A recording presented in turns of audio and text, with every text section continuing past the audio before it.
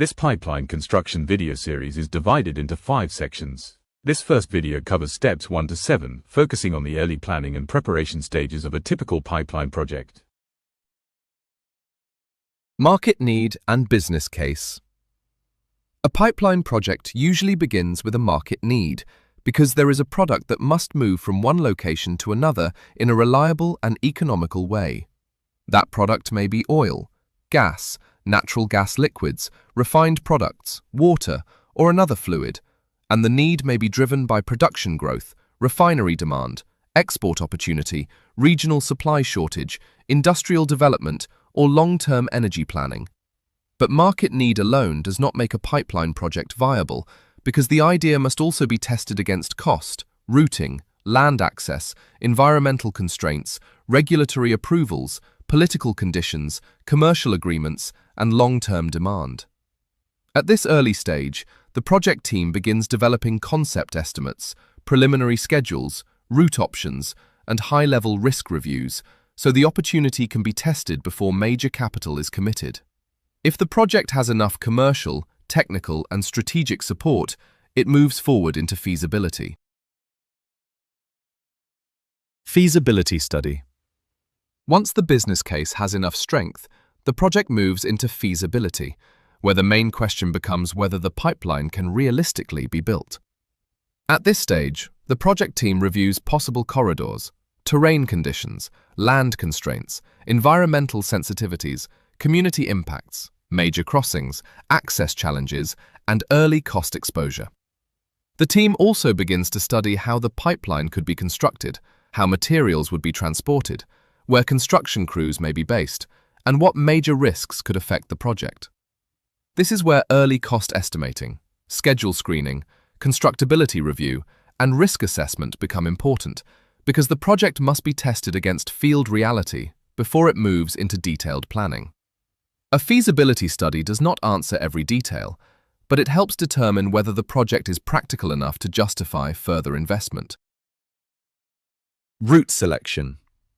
Route selection is one of the most important early decisions in a pipeline project, because the route determines many of the technical, commercial, environmental, and social challenges that will follow.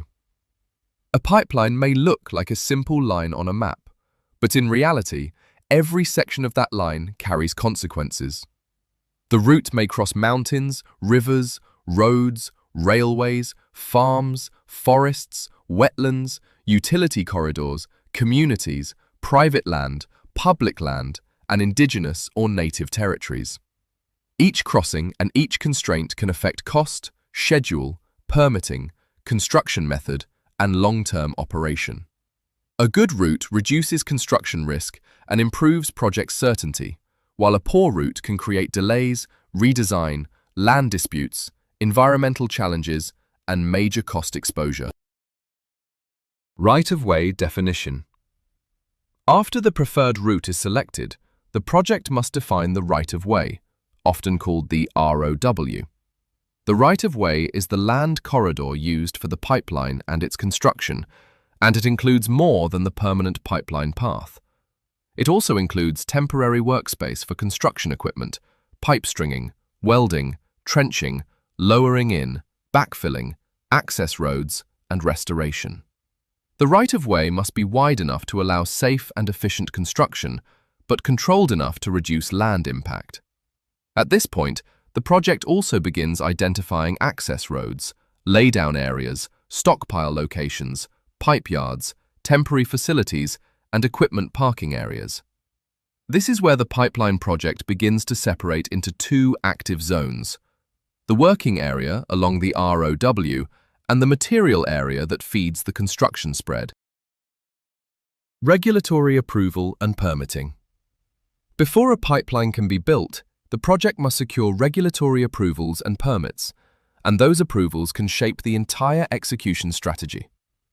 The permitting process may involve environmental agencies, land authorities, transportation departments, railway owners, utility companies, water authorities, municipalities, provinces, states, federal regulators, and other stakeholders. Environmental permitting is often one of the most sensitive parts of the project, especially where the route passes through wetlands, wildlife habitats, watercourses, forests, agricultural land, or protected areas. If field surveys reveal sensitive conditions, the project may need mitigation measures, seasonal restrictions, special construction methods, or route changes. Permitting is not just paperwork, because it affects engineering, schedule, cost, construction access, and project risk.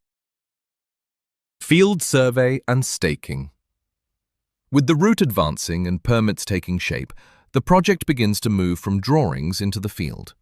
Survey crews mark the right-of-way limits, trench line, temporary workspace, access roads, crossings, utilities, sensitive areas, and construction boundaries.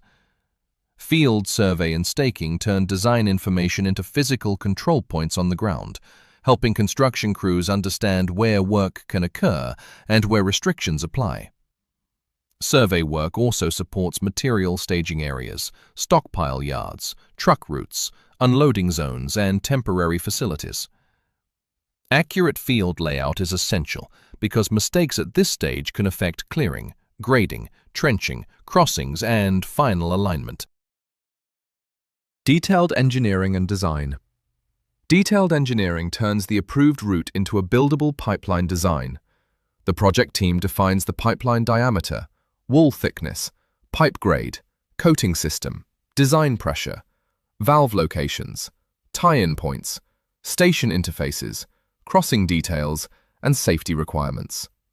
The design also depends on the product being transported, because oil, gas, refined products, water, and other fluids may require different materials, operating conditions, stations, and control systems. Engineering produces alignment sheets, construction drawings, crossing drawings, specifications, material takeoffs, and procurement requirements. These documents become the foundation for cost estimating, scheduling, procurement, construction planning, inspection, and commissioning. In pipeline projects, good engineering is not only about design accuracy, it is also about creating clear information for the field,